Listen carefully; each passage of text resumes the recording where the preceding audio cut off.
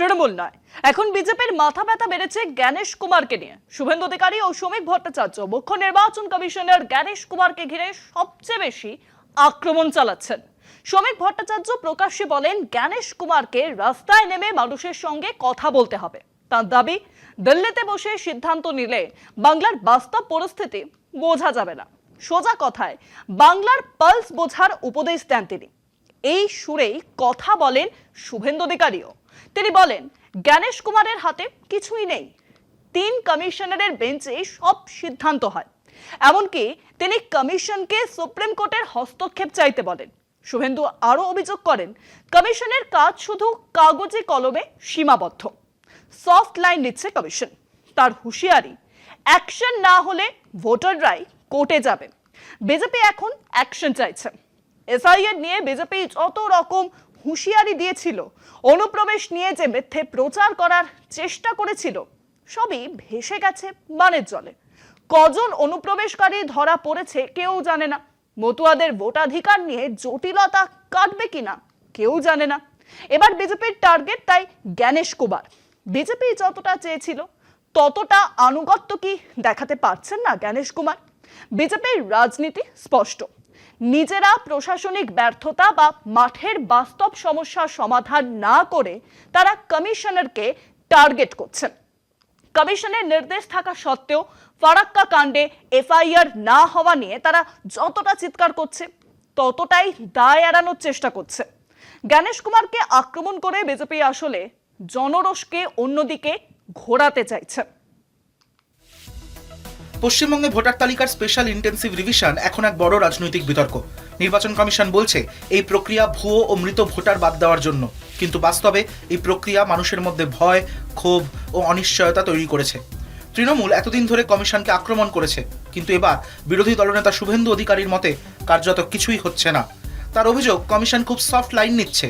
তিনি হুঁশিয়ারি দিয়েছেন, অ্যাকশন না হলে সাধারণ মানুষ সুপ্রিম কোর্টে যাবে। এই বক্তব্য শুনলে মনে হয় বিজেপি যেন হঠাৎ করেই গণতন্ত্রের বড় পাহারাদার হয়ে উঠেছে। কমিশনের ক্ষমতা নিয়ে প্রশ্ন ওঠাই স্বাভাবিক। সুপ্রিম কোর্ট আগেই বলেছে নির্বাচন কমিশনের ক্ষমতা সীমাহীন নয়। তবুও কমিশনের নির্দেশ কার্যকর হচ্ছে না কেন, তার স্পষ্ট উত্তর নেই।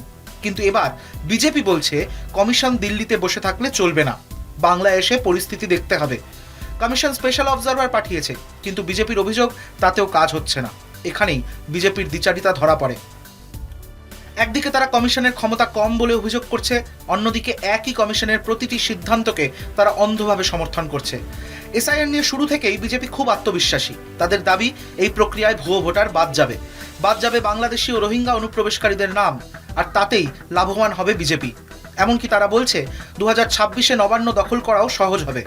এখন শুভেন্দু শ্রমিক বুঝতে পারছেন এই আত্মবিশ্বাস অনেকটাই রাজনৈতিক কল্পনা, কারণ বাস্তব ছবিটা অন্য কথা বলছে। এসআইআর এর নামে লক্ষ লক্ষ ভোটারকে নোটিশ পাঠানো হয়েছে। অনেক ক্ষেত্রে 2002 সালের ভোটার তালিকায় নাম থাকা সত্ত্বেও মানুষকে ডাকা হচ্ছে। এতে সাধারণ মানুষ ক্ষুব্ধ। তারা বলছেন অকারণে হেনস্থা করা হচ্ছে। শুনানি কেন্দ্রে গিয়ে নথি দেখিয়েও অনেকে সমস্যায় পড়ছেন। সঠিক ডকুমেন্ট থাকা সত্ত্বেও হয়রানির অভিযোগ উঠছে। এই পরিস্থিতিতে মানুষের আস্থা কমছে, বিশেষ করে মতুয়া অধ্যুষিত এলাকায় সমস্যা বাড়ছে। উত্তর 24 পরগনা, দক্ষিণ 24 পরগনা ও নদিয়ায় বড় সংখ্যক মতুয়া ভোটার রয়েছেন। এই এলাকাগুলোতে বিজেপি নিজেদের বরাবরই শক্তিশালী বলে দাবি করেছে, কিন্তু এসআইআর এর কারণে সেখানে বহু ভোটারের নাম বাদ যেতে পারে।